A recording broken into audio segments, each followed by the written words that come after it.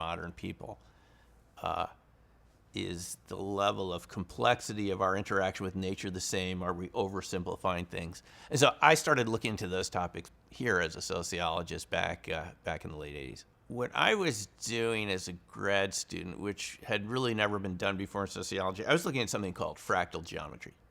And this is important because fractal geometry is studying the shapes of nature.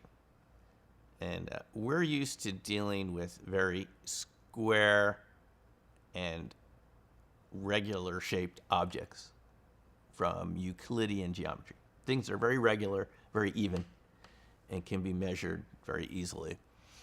And this idea of fractal geometry, created by this mathematician that was working for IBM called Benoit Mandelbrot, was the idea that actually nature doesn't work according to straight lines. It works according to these fractured, broken up shapes that are self-similar at different levels.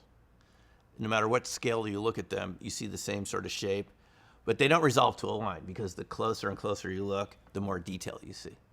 And that is actually the way things in nature look. And if you think of like your bronchial structure in the lungs, or tree limbs, how they're kind of branching and branching. So those branching structures are what fractal geometry looks like.